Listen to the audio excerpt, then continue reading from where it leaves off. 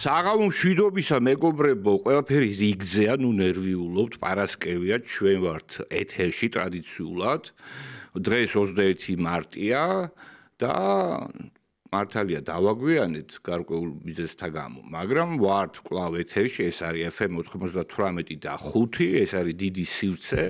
შეგახსენებთ, რომ ყველაფრის მოსმენა შეგიძლიათ რადიო და პრაქტიკულად ყველაფრის რადიოზე და პრაქტიკულად ყველაფრის ნახვა ასევე შეგიძლიათ Facebook გვერდზე, შეგიძლიათ YouTube არხზე.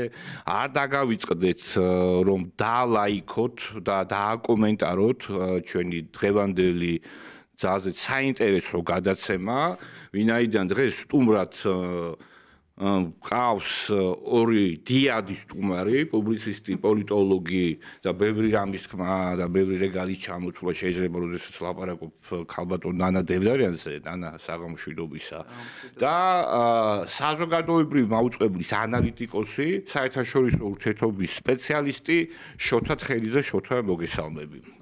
უღრმესი მადლობა მოგზანებისთვის. დღეს საინტერესო გადაცემა იქნება, ჯერეთი ბევრი საინტერესო საბაბია, როგორც ყოველთვის და უწინარესად თავი პირობა არის, რომ ყავს არაჩვეულებრივი დუეტი დღევანდელ გადაცემაში.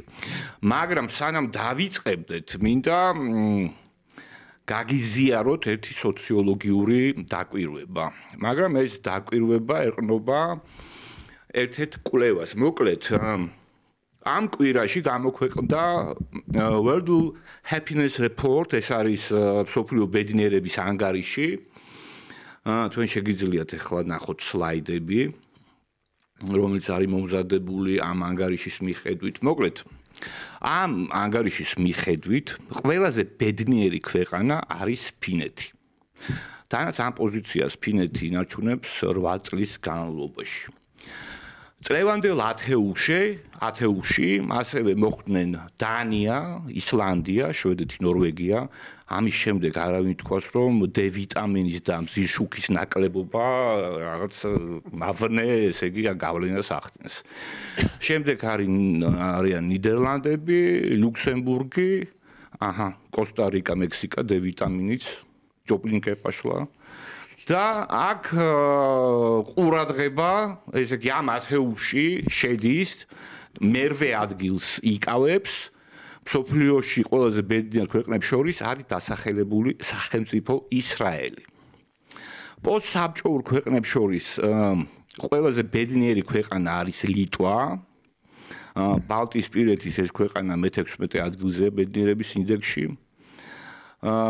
მაგრამ მთავარი არის ის, თუ სად არის საქართველო ამ რეიტინგების მიხედვით და ირკვევა, რომ ჩვენი ქვეყანა იკავებს 91 ადგილს.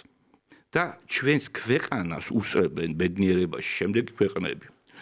ეს არის კოსოვო, პანამა, ნიკარაგუა, ვენესუელა, ეკვადორი, კოლუმბია, ჰონდურასი, ყირგიზეთი, დომინიკანა, ბოლივია, ალჟირი, მოლდოვა, ლიბია.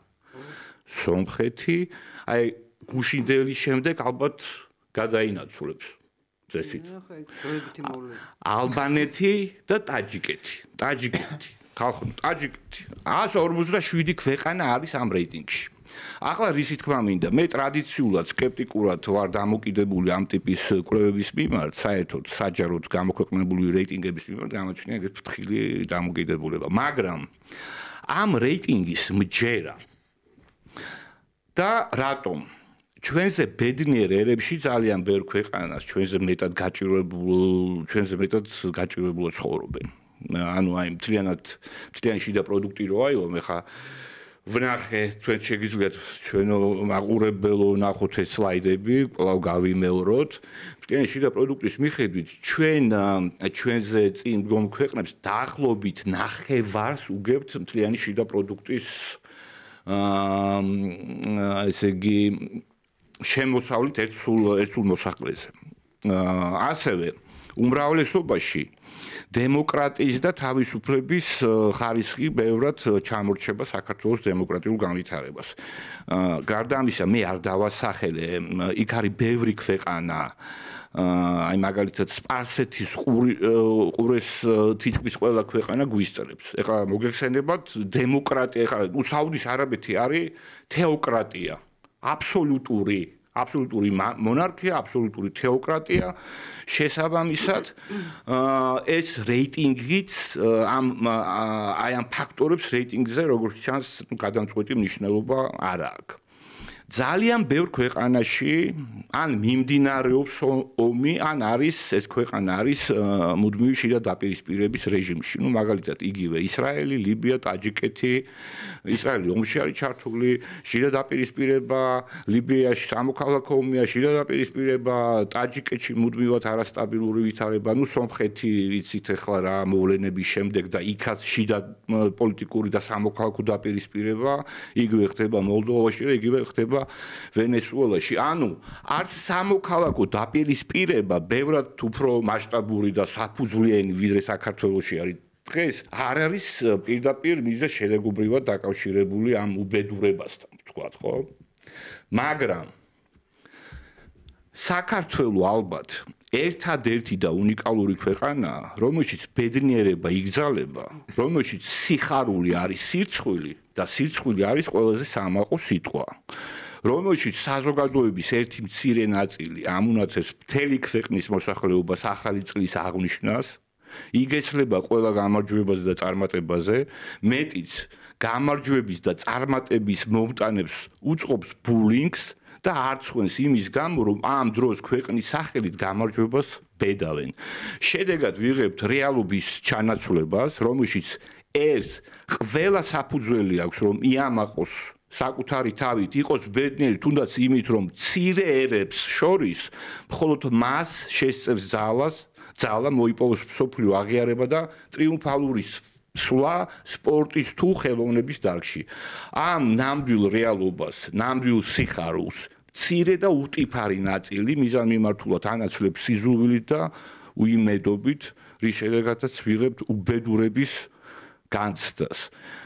პირველი კითხვა ნაწილობრივ ამ თემას უკავშირდება, მაგას განცდა რომ ჩვენი ქვეყანა იყო და არის ბევრი აგეთ სოციოინჟინერიის ექსპერიმენტის ობიექტი და რამაზლებს ამისთვის შესაძლებლობა. ჩვენი ქვეყანა ბევრი პარამეტრით არის აი ოპტიმალური მოდელი ამ ტიპის ექსპერიმენტების განსახორციელებლად. ერთი აქ მაღალი ადამიანის განვითარების ინდექსია,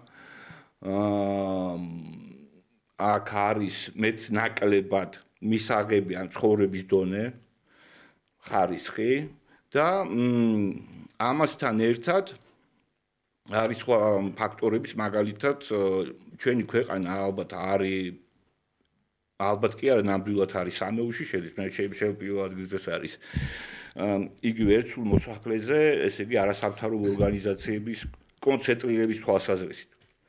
ანუ ნარინჯისფერი ტექნოლოგიები, რევოლუცია და ეს პირობითად პროცესი, რომელიც არის დაწყებული უკვე 5-4 წლის განმავლობაში, სადაც უარყოფა ხდება წასulis, იდენტობის და სადაც მიზანმიმართულად ინერგება დეპრესია, აგრესია, საკუთარი ქვეყნის და სახელმწიფოს მიმართ ზიზღი და ამასთან ერთად გადაბმულია თითქოს ერთმანეთთან მშობლების მიმართ. მიუღებლობა. ეს ძალიან ხშირად გაიგებთ ამის არ გაგება ძალიან რთულია, ხო?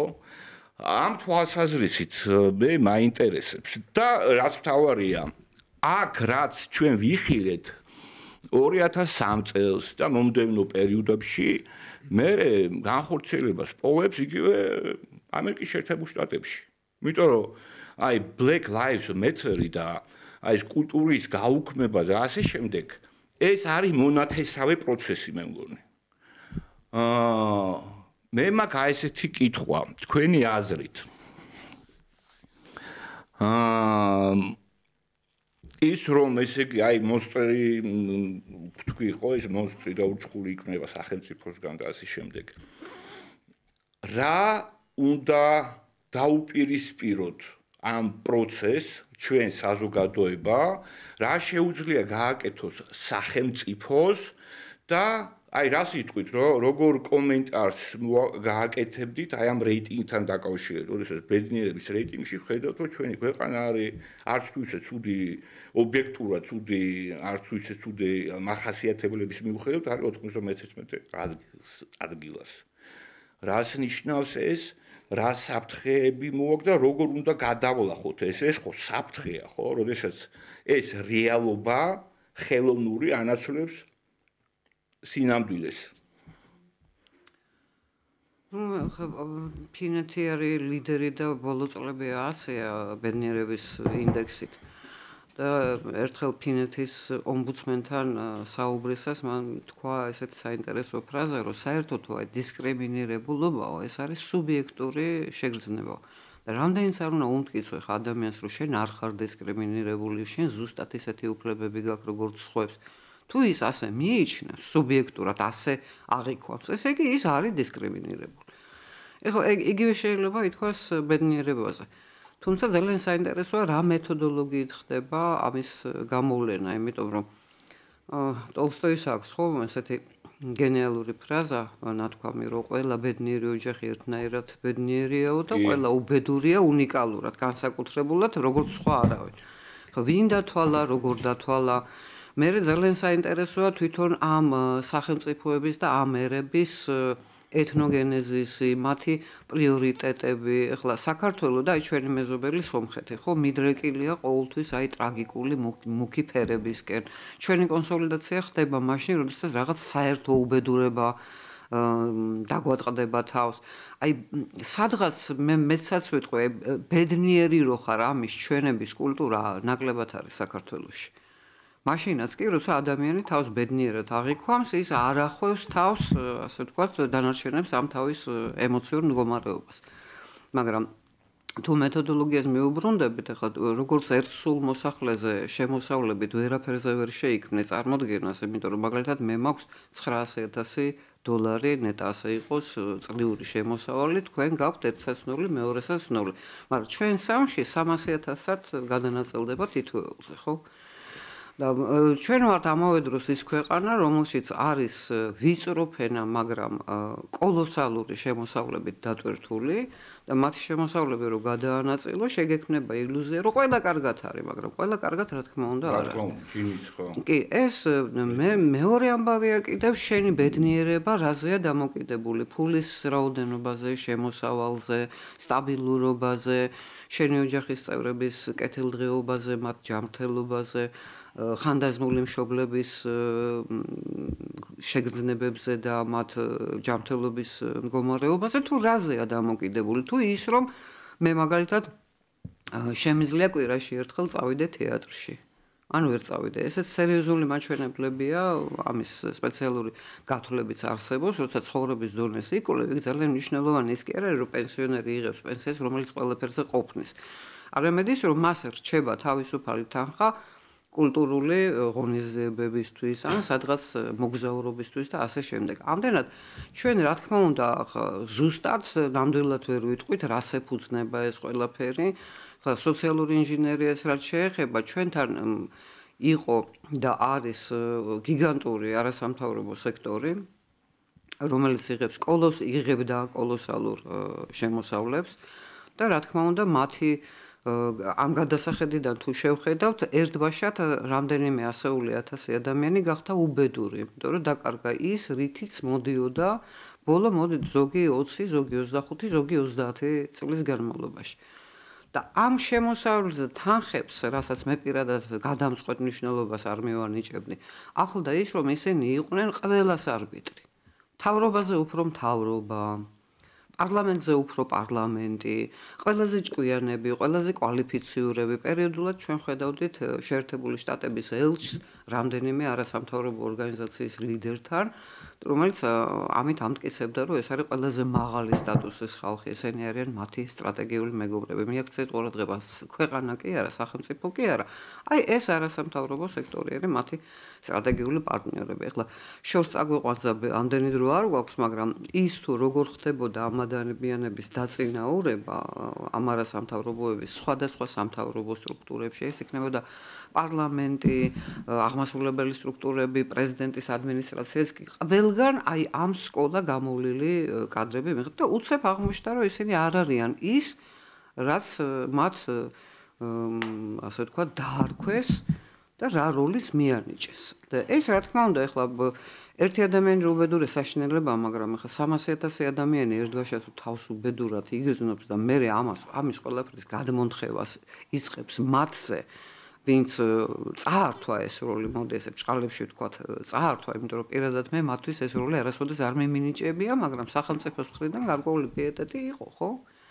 ეხლა გაირკვა, რომ თურმე მათთან მოთათბირების გარეშე და მათი ჩარევის გარეშე თურმე კანონების მიღებაც შეიძლება ღმერთო ჩემო, ეს რა უბედურებაა, როგორ შეიძლებოდა ეს, ხო? რომ თურმე თუ ეგენი არ იტყვიან, რომ ხო, აი ეს კარგია, ის კარგი ვერ იქნება თავისთავად უკვე. განსაზღვრების თვალსაზრისით. ასე რომ რატომ ვართ, რა ვიცი, რატომ ვართ? მე მაგალითად ხანდახან მიყვარს ხოლმე იუმორში გადატანა, მაგრამ უჭმელი ბავშვი ვიყავი და საჭმელს არ ვჭამდი, სულ მამუნათებდნენ, რომ აფრიკაში ბავშვები შიმშილობენ. ნუ ამით ცრემლი მომადგებოდა ხოლმე და აი ძალის ზალათი რაღაცას ვჭამდი.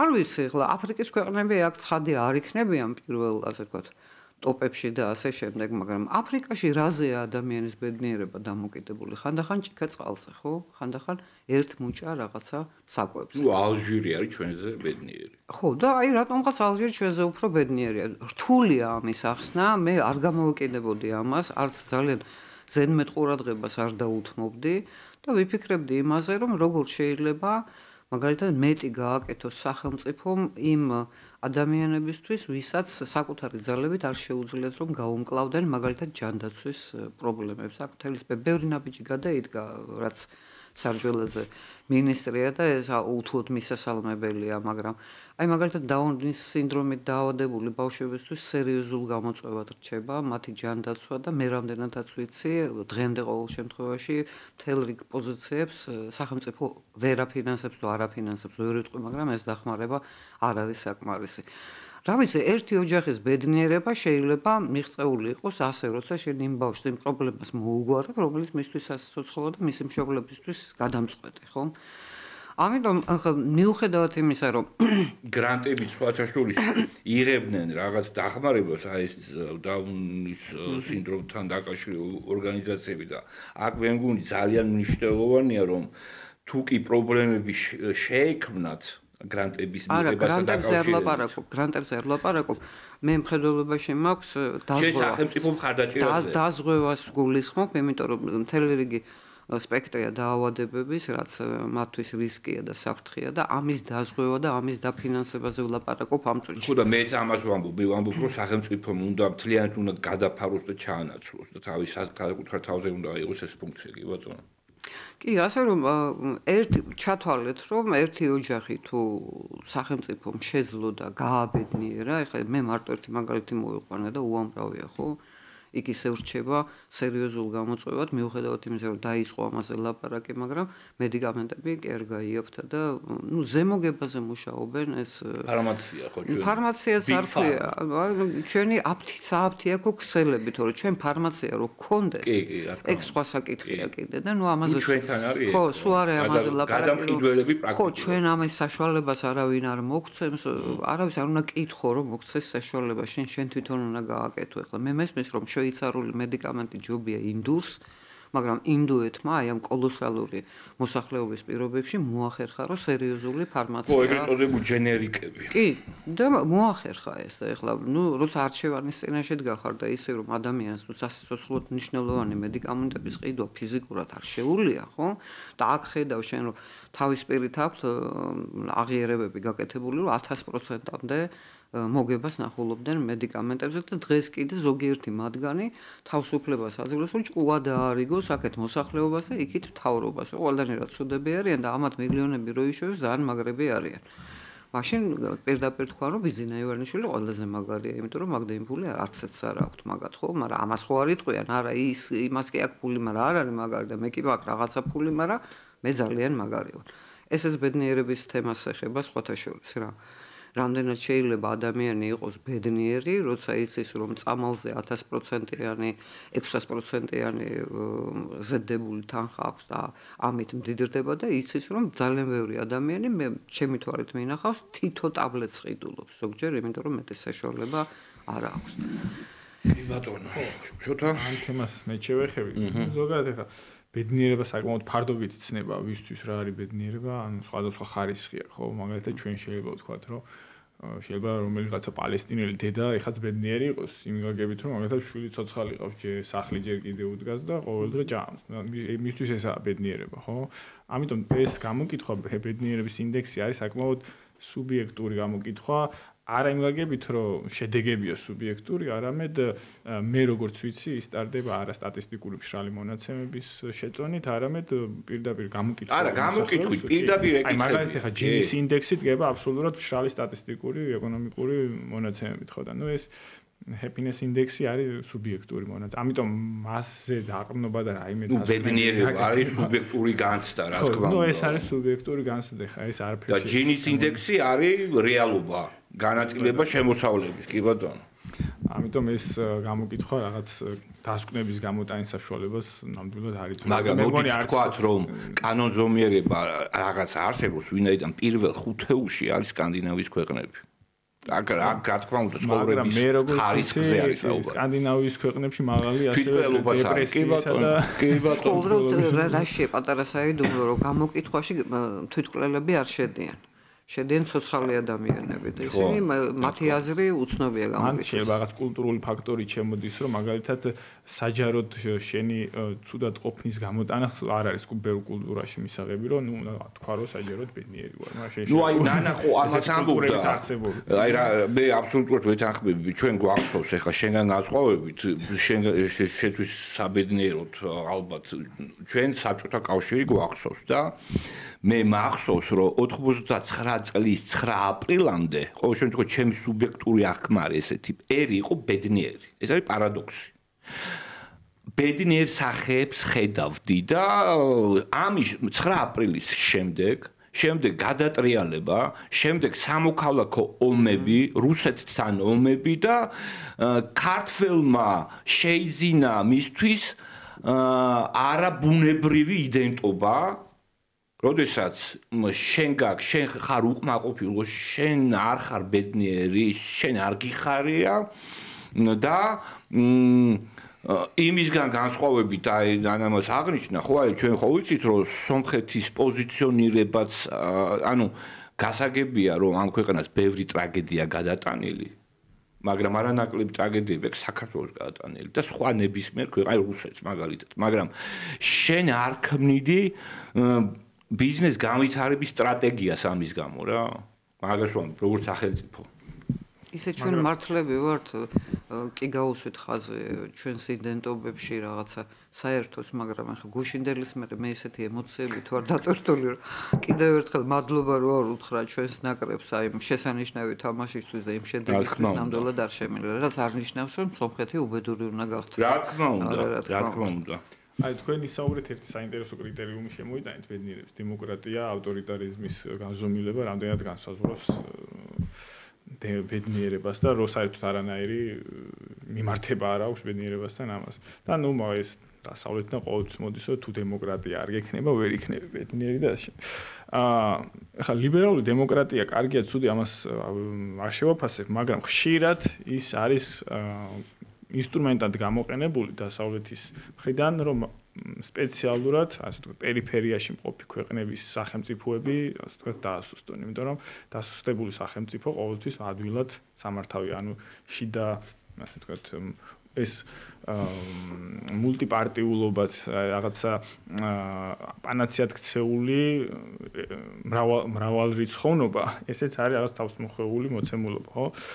ამის ეს პოლიტიკა ესეთი ჯერ კიდევ იწყება 70-იანი წლებიდან, მე მგონი სამმხრივმა კომისიამ ესეთი გადაწყვეტილება მიიღო იმ გაგებით, რომ ავტორიტარი ლიდერების მათი მოკავშირე ავტორიტარი ლიდერების ყოფნა არ არის გრძელვადიან პერსპექტივაში გარანტია, რომ ის ქვეყანა იქნება დასავლეთის მოკავშირე, იმიტომ რომ ანუ ერთ ადამიანს შეიძლება ან უბრალოდ აზრი შეეცვალოს, ან უბრალოდ პოლიტიკა შეეცვალოს, ან უბრალოდ ხელისუფლებიდან გაუშვან. ამიტომ მაშინ დაიწყეს ჯერ კიდევ ინსტიტუციურ პლატფორმებზე დაყრდნობა და ანუ ქვედა სიმყარის შექმნა მათ, ასე ვთქვათ, პერიფერიულ მოკავშირე ქვეყნებში და მე მნიშვნელობა აღარ ქონდა ვინ იქნებოდა, ასე ვთქვათ, ხელისუფლებაში ეს პლატფორმა ყოველთვის რჩებოდა.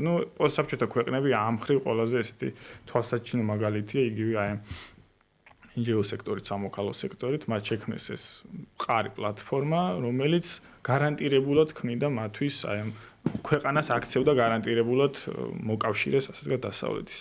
მაგრამ დღეს 3 წლის წინ ისეთი მოვლენები დაიწყო, რომ ეს პოლიტიკაც თანდათან ირყევა ბევრ ქვეყანაში ვნახეთ იგივე მაგალითად ხა აი რუმინეთის მოვლენებიც ამას აჩვენებს, ხო? უნგრეთის кейსი, სლოვაკეთის кейსი, ჩვენ кейსი. ხო, როდესაც რაღაც ისეთი რეალური პრობლემა ჩდება, რომელიც უკვე არის ეგზისტენციალური პრობლემა, აქ ირთვება გადარჩენის ინსტინქტი და ეს ყველა ეს რაღაც პოლიტიკური ინსტიტუცია გარკვეულწილად კარგავს თავის მიმზიდველობას, ძალაუფლებას, სხვადასხვა ასე ვთქვათ მახასიათებლებს. კი ბატონო. კარგით, ესე იგი მეორე სიახლე, რომელიც ჩემს კითხვარშია. მოკლედ, ილონ მასკი სტუმრობდა ტედ კრუზს. ტედ კრუზს აქვს თავისი პოდკასტი და იქ ესე იგი გვამცნო რაღაცა აი წარმოუდგენელი შედეგი მისი გამოძიების აი ამ დოჯის ფარგლებში. მოკლედ მან თქვა ამ პოდკასტში, რომ მისი ჯგუფის მიერ იყო აღმოჩენილი 10,000 საკრედიტო, არა 10,000 კი არა. ესე იგი თქვა შემდეგი რამ, რომ ჩვენ აღმოვაჩინეთ საკრედიტო ბარათების ოდენობა, რომელიც ორჯერ აღემატება დედამიწაზე მცხოვრები ადამიანების რაოდენობას. ესე იგი საუბარი არის 16 მილიარდ საკრედიტო ბარათზე. კარგი, არ არის 16 მილიარდი, არის 10 მილიარდი საკრედიტო ბარათი. მოკლედ აღმოაჩინეს 10 მილიარდი საკრედიტო ბარათი და თითოეულ ამ ბარათს ჰქონდა საკრედიტო ლიმიტი 10,000 დოლარის ოდენობით. ეს თანხები იხარჯებოდა. და თქვა, რომ ეს არის ეს არის თაღლითობა, რა თქმა უნდა, ეს თაღლითობა კი არის, ეს არის მეგა თაღლითობა, ეს ეპიტეტი არ გამოინახება, გამოხატო, მაგრამ ეს არის კოლოსალური თანხები. მოკლედ, ეს არის მხოლოდ ერთი აი ესეთი შეფასება მასკის მიერ, მანამდე სხვა გვაქვს მოსმენელი, ამის შემდეგაც გვაქვს მოსმენელი, რომ რაღაც დაახლოებით 2 ტრილიონამდე დოლარი არის გადარიცხული სადღაც. უცნობია სად. რამდენიმე კომიკური აღმოჩენაც 20 მილიონი ადამიანი ყდარისული იყო სოციალური უზრუნველყოფის სააგენტოსთვის და რამდენიმე ასეული მილიონი დოლარი იყო გამოყოფილი 10 წლამდე ბავშვებისთვის მცირე ბიზნესის დასახმარებლად. ხო, ბევრი ესეთი რამ. და მაგ კითხვა ესეთი აი ეს რევიზია ფინანსური სისტემის ცხადია, რომ ის ხდება მთავრობის ტრამპის აი ამ ადმინისტრაციის მიერ და მათ შორის მასკის მხრიდან. რა არის ამის მიზანი? რის დამტკიცებას ცდილობს ტრამპი და მისი ადმინისტრაცია და რა მიზანი აქვს საბოლოო? დავიწყოთ იმით, რომ ეს კატასტროფული საგარეო ვალი, რაც შეერთებულ შტატებს აქვს და ეს მოდის ჩემი ბავშვობიდან ჯერ კიდევ და ერთი კურიოზი მინდა გავიხსენო. ტელევიზიაში მუშაობდი მაშინ და თათბირები იყო და ამ თათბირზე ყველას ჰქონდა ერთი კვირის გადაცემები, უნდა გვეყურებინა და შეფასებები მიგვეცა. სხვათაშორის ძალიან დემოკრატიული ინსტრუმენტი იყო, იმიტომ რომ ყველა რიგითი თანამშრომელი თავის აზრს გამოხატავდა პოლიტიკურ თუ სხვა რაღაც გადაცემებზე და იქ იყო მაშინ მე რო თქვი რომ მე მესმის რომ პროპაგანდა ყველაფერი, მაგრამ ახლა ეს გაუთავებელი ლაპარაკი იმაზე რომ ამერიკა ვალებში იხრჩობა, მე ვთქვა, ნახა პროპაგანდაც არის და პროპაგანდაც, ხო?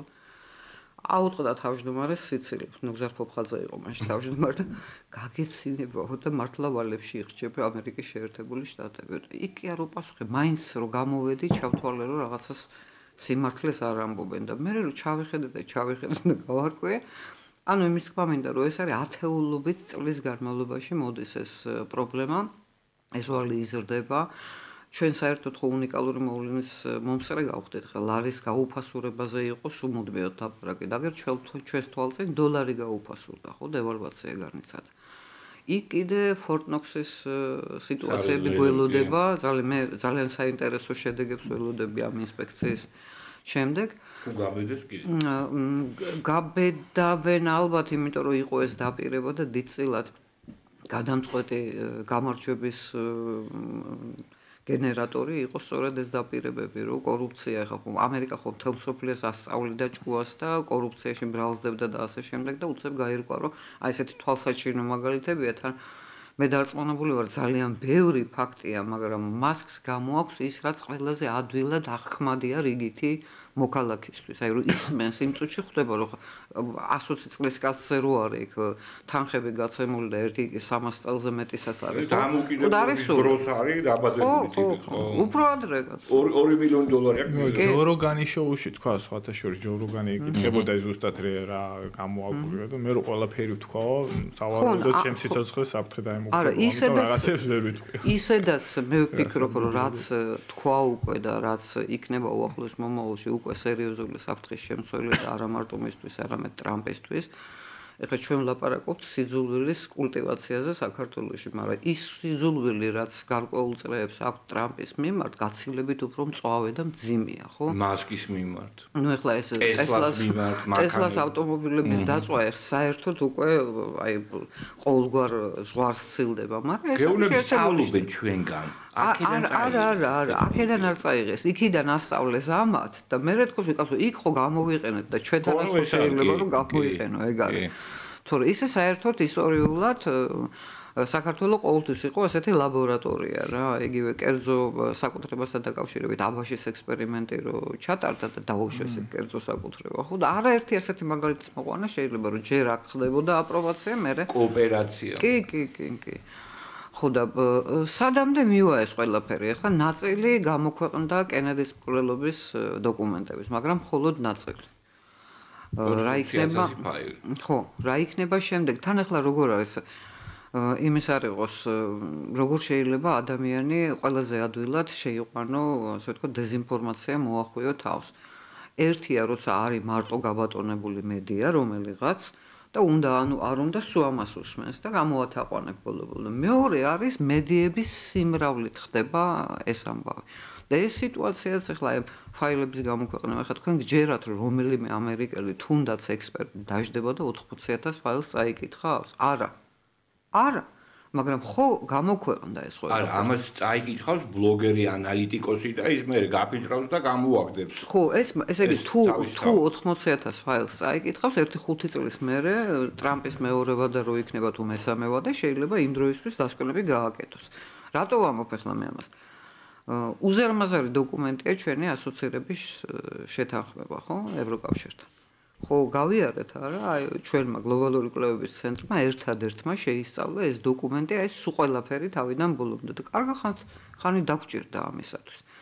ანუ ინფორმაციის მოცულობა შენ უკვე გაგდებს ისეთ საიტნოტში, რომ ან უნდა საქვეყნოდ აღიარებული ჭეშმარიტება ორველს რო უყარდა თქმა, ხო?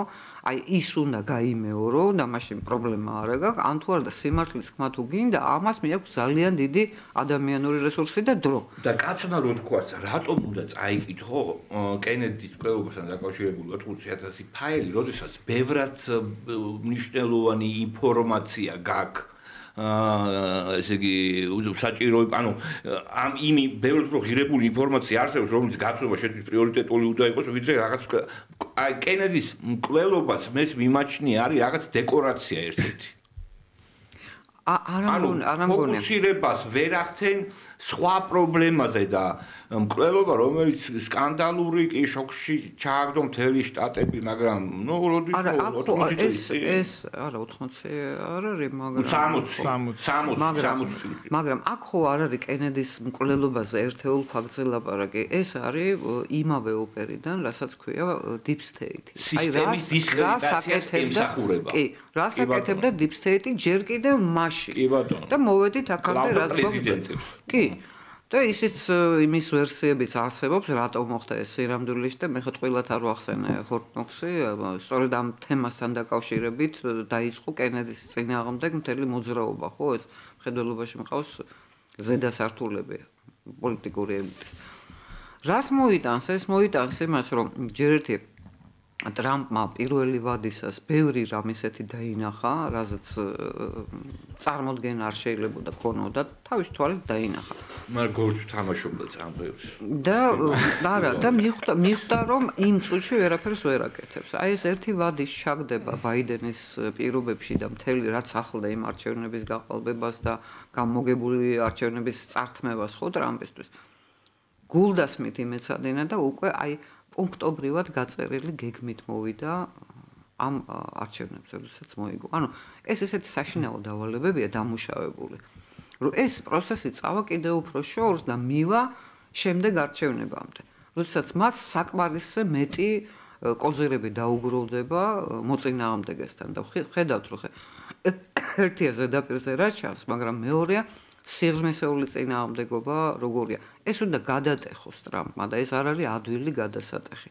და მათ შორის ეს ფინანსური მექანიზმების გამომზეურება და ეს კორუფციის ფაქტები და მე ვშიშობ რომ კიდევ უფრო შორს წავა ეს პროცესები და რასაც ადრე კონსპიროლოგიას უქვემდებარებდნენ, იქ ელიტების სრულად ამორალური სახე იქნება გამოფენილი და ამას აუცილებლად გააკეთებენ. და ფაქტობრივად აქ არის აი წვავე იდეოლოგიური დაპირისპირება, რომლის მოგებაც უნდა ტრამპს. და ის რომ მართლა საფრთხის შემცველია, მე მგონი ამას ყველა ადამიანი ვინც ადევნებს თვალს ხედავს. მან მე მგონია ორი სცენარი შეიძლება განვითარდეს. ან მასკი და მისი ეს გარემოცვა ბოლომდე გაიტანს თავს იმ გაგებით რომ მათ შეიძლება უკან დასახევი არ კონდეთ 4 წლის შემდგომ რომ შეიძლება ძალაუფლება დაკარგონ და შემდგომ მოხდეს მათზე რევანში ან ამ 4 წლის განმავლობაში მოხდება გარკვეული ელიტური კონსენსუსი რომ რაღაცები არ გამოვიდეს საჯაროდ და ნუ შემდგომ 4 წლის თავზე გარანტირებულად მაგალითად უთხრა რომ აი JD Vance კი ბატონო გახდება პრეზიდენტი. ანუ ეს ორი სცენარი შეიძლება განვიხილოთ. მაგრამ აი ეს რატომ მეეჭვება მე ეს კენედის მკვლელობის ფაილების გამოტანაც, ნუ არ არის რაღაც სრულყოფილად გამოტანილი ფაილები, იმიტომ რომ რაღაცა ყოფილიყო რაღაც სკანდალური ჩვენ აქამდე უკვე გვეცოდინებოდა. იქ რაღაც არ არის საჭირო 80,000 ფაილის ჩაყო, უბრალოდ სარჩევი იქნება და თავებით შეიძლება მიხვიდე იმ დოკუმენტთან და ის მონახო და ასევე არის ისე არ გაგონებთ ეს სუსის ჩანაწერების გამოკვეთება. და მეორე ესეთი ძალიან კრიტიკული არის ეპშტეინის საქმე, ხო? ორივე ამ საქმეში არის ისრაელი გარეული ებრაული აქაც გამოჩნდა ნაწილი. ამიტომ ეს თვითონ ტრამპსაც არ აწყობს რომ აქ გამოჩნდეს, იმიტომ რომ ეპშტეინი მიიჩნევა რომ ეს იყო ისრაელის აგენტი, რომელიც მანიპულირებდა. ხო, ერთ-ერთი რომელიც ყველაზე ახლოს არის რაციონალ ახსნასთან და ნუ ესეთი ამის საჯაროდ გამოტანა არ იქნება ასე ვთქვათ მისაღები ისრაელისთვის. ისრაელს არ გაუჭირდება მკვდარ აგენტზე უარის თქმა რა. როგორც ყველა სპეცსამსახურს ყველა თავის აგენტს იცავს ბოლომდე. ცოცხალს კი. ხო, ანუ ნახოთ ჯერჯერობით, ანუ მე მგონი ესეთი ეს რადიკალური პროცესი, რაც ეს ორი თვეა ვუყურებთ, ჩემი აზრით თანდათან შენილდება და რაღაც ესეთი კალაპოჩი ჩაჯდება, რომელიც აღარ იქნება ესეთი სკანდალური, როგორც ეხა ეს ორი. და ტრამპი გააგრძელებს გოლფის. თან ეხა რომ შევხედოთ, რომ რაღაცა განსაკუთრებულ დევიანტურ ქცევას ტრამპი მაინც არ ჩადის Deep State-ისთვის, establishment-ისთვის. ნუ უბრალოდ ერთადერთი ესაა რომ რაღაც ელიტურ ნაწილს მაგალითად ჭირდა. ნუ UNGP გააუქმა. არაფერი უკაცრავ USAID გააუქმა მედია კორპორაცია, გლობალური მედია. ხო, მაგრამ ეს ამერიკულ ჰეგემონიას განათლების სამინისტროს დეპარტამენტი მას ამის ინსტრუქციები ქონდა. შორს მიმამავ გრძელვადიან პერსპექტივაში რომ შევხედოთ ქვეყანას გლობალურ დაპირისპირებაში ჭირდება პასიონარული საზოგადოება. ეს საზოგადოება რაც არის ხა დღეს ამერიკული თუნდაც დასავლური ევროპული საზოგადოება, ეს არ არის პასიონარული საზოგადოებები, ამათ არ აქვს არანაირი რაღაცა არის რაღაც მცირე ნაწილი, რომელიც უბრალოდ გავეშებულია, მაგრამ არ არის რაღაც საკუთარი სახელმწიფოს მიმართ პასიონარული. ამიტომ ტრამპი აბრუნებს აი ამ ამერიკულ პასიონარიზმს და ევროპაშიც დაახლოებით იგივე ცდილობენ ეხლა რომ აი 800 მილიონს დავხარჯავთ სამხედრო რაღაცა ხარჯებზე და ყველას ომი მოუნდება უცებ რაღაც. ხო და ანუ გრძელვადიან პერსპექტივაში ეს არის საკუთარი ჰეგემონური სტატუსის დაბრუნებისკენ მიმავალი გზა. სხვანაირი გზა მაგრამ ეგ გზა არის. უბრალოდ ესენი უყურებდნენ სხვანაირად. მსოფლმხედველობებშია განსხვავება ჩემი აზრით ხოლმე. თორე მიზანი მე მგონი ორივე ერთია. ხა თუ ამერიკული ჰეგემონია გაივლის იმ მარშრუტით, რომ ოჯახის ფასეულობა, ღმერთი, ხომ, სახელმწიფო, ჩვენი სამშობლო და ასეთ ტრადიციულ ფასეულობებზე მე ასეთ ჰეგემონიას მივესალმებოდი, მაგრამ ამერიკა არ არის ერთადერთი, ვინც დღეს ამის პოზიციონირებას ახდენს. ახლა ჩვენ გავმიჯნოთ პოლიტიკური ჰეგემონია სოფლიოში საერთაშორისო ურთიერთობებში და ეკონომიკაში ჰეგემონია. ჯერჯერობით სწრაფი ნაბიჯები ტრამპის იდგმება იმ მიმართულებით, რომ ეკონომიკური ჰეგემონია დაიბრუნოს. ხა ყველა თართulis რომ ჩინეთია მისი მთავარი კონკურენტი. ხა პოლიტიკურს რაც შეეხება, მე მგონი ტრამპი ყოველ შემთხვევაში ეს სიგნალები იყო უკვე მოსმენადი, რომ მრავალპოლარული ვარიანტისთვის, მსოფლიოსთვის მზადყოფნის რეჟიმშია. აღარ იძახის ამას, რომ ჩვენ ვიქნებით ერთადერთი ჰეგემონი და რაც არ ნიშნავს იმას, რომ ამერიკა ამისთვის არ გააკეთებს ყველაფერს, არ ნიშნავს. კი ბატონო. კულტურული სფერო იყო ერთ-ერთი მთავარი იარაღი შეერთებული შტატებისთვის, რითაც ის ახდენდა ჰეგემონიას და ამ სფეროში პრაქტიკულად კარგავდა მის ჰეგემონია. მაგალითად ჰოლივუდს უკვე აღარავინ და ოსკარების დაჯილდოებას ბოლოს როდის უყური აღარც მოხდეს. იმიტომ რომ აღარავის აინტერესებდა, ხო, იგივე ჰოლივუდის ფილმებიც დაკარგა ეს ღირებული ცხოვრების კინოკულტურა. ხო, ცხოვრების წესიც უკვე აღარ იყო მიმზიდველი ამერიკული ცხოვრების წესის და რეალურად ამას ვიძახი მე, ხდება ხელახალი ნორმალიზება, სტატუს-კვოს დაბრუნება, რითაც უნდა მოხდეს თუნდაც ამ კულტურულ სფეროში. ანუ race time-ი მაგალითად ეხა ხო ჩინური ცხოვრების წესი ვერ გახდება უნივერსალური. ბრენდინგი უნდა მოხდეს თუნდაც ხო შეიძლება რაღაც სლავურ იმას კიდე შეუძლია ეგ პოტენციალი აქვს, მაგრამ ამერიკული ცხოვრების წესი არის ყველაზე ესეთი ყველა უმრავლესობისთვის მისაღები უნივერსალური ცხოვრების წესი, ხო ეხა ჩინელებს რაღაც თავისი რაღაც ჩაკეტილი კულტურა აქვს, რომელიც ეხა ქართველი ვერ იცხოვრებს ჩინური. შანხაიში არავინ არ ყიდულობს უძრავ ქონებას, ყველა ყიდულობს, ან ლონდონში კი ბატონო. კარგით, მოკლედ ჰეგემონმა დაურეკა თუ პუტინმა დაურეკა ჰეგემონს და